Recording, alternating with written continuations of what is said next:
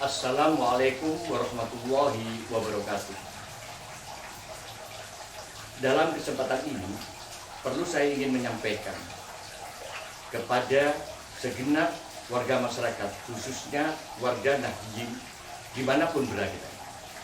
Dengan banyaknya pertanyaan dan ditujukan kepada saya, khususnya masalah apa sih Kiai Kampung itu, kok ada istilah baru. Sebenarnya ini adalah bukan istilah baru. Kiai Kampung ini dicetuskan dalam satu ceramah oleh beliaunya Kiai Haji Abdurrahman Wahid Gus Dur, kalau tidak salah di Masjid Ampel pada waktu itu. Kiai-kiai yang ada di daerah-daerah yang tidak terlibat dan masuk ke dalam pengurusan struktural NU maupun tidak masuk ke dalam kepengurusan ormas itu diberi istilah oleh Gus Dur dan diberi nama dengan Kiai Kampung, yaitu kiai-kiai yang meramut santri di pondok, mengajar di masjid, di musola, dan berdakwah kemana-mana. Karena tidak punya tendensi lain, hanya semata-mata untuk memberikan pencerahan, menguatkan iman, dan menguatkan amaliyahnya ala ahli sunnah wal jamaah Nahdiyah. Itulah pertama kali.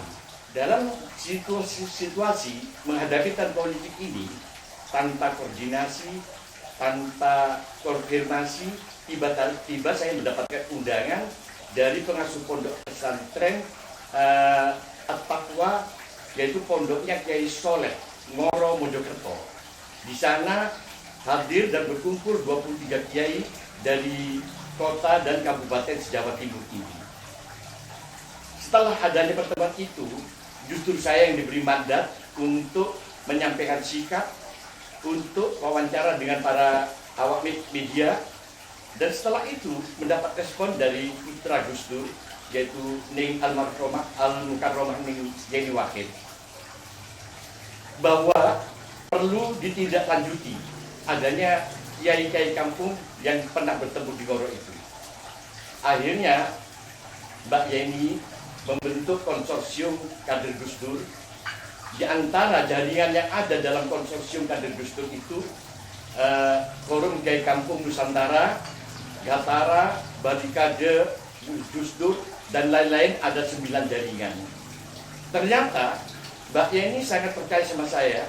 Saya diberi tugas dan amanah untuk memegang dan menjadi ketua umum Forum Kiai Kampung Nusantara se-Indonesia. Ini adalah amanah berat dari Al-Mukarromah Ning Yeni Wahid terhadap saya.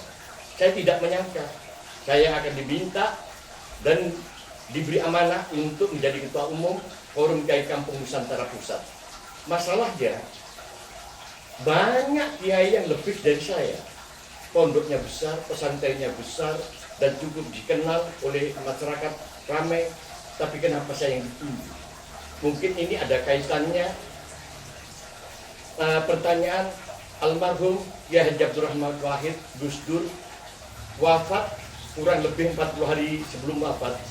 Saya suan ke Ciganjur, beliaunya bertanya kepada saya. Sampai sekarang masih terngiang-ngiang pertanyaan itu, tidak bisa saya lupakan.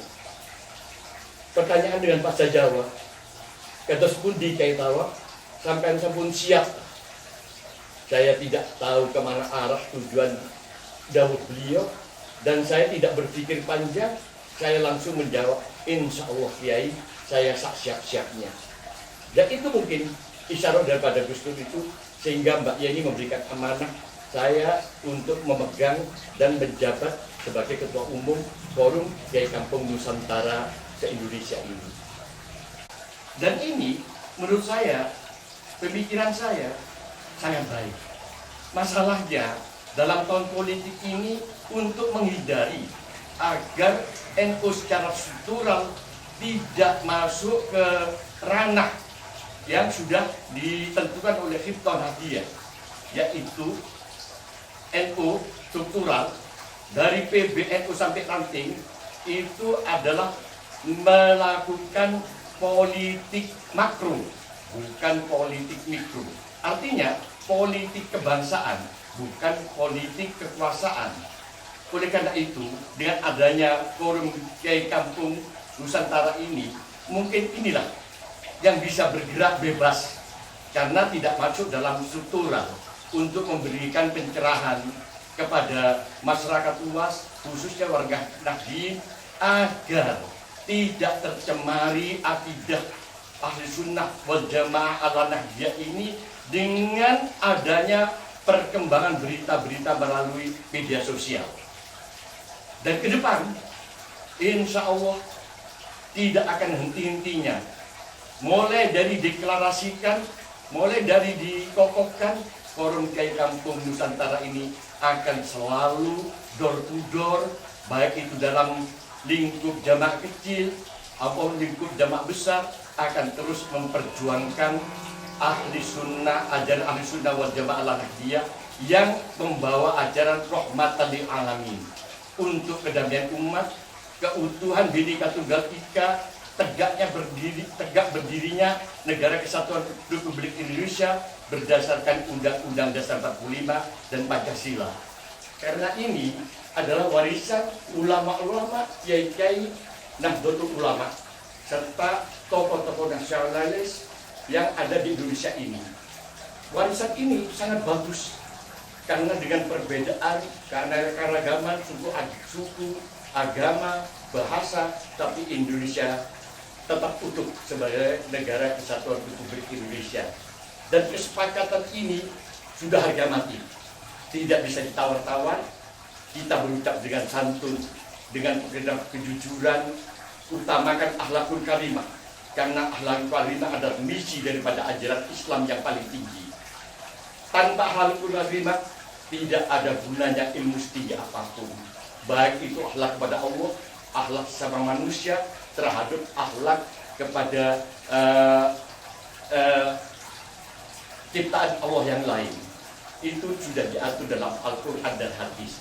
Oleh karena itu, himbauan saya, mari tenangkan hati, gunakan kecerdasan intelektual, kecerdasan spiritual, jangan semata-mata menggunakan kecerdasan emosional. Nanti hasilnya akan fatal.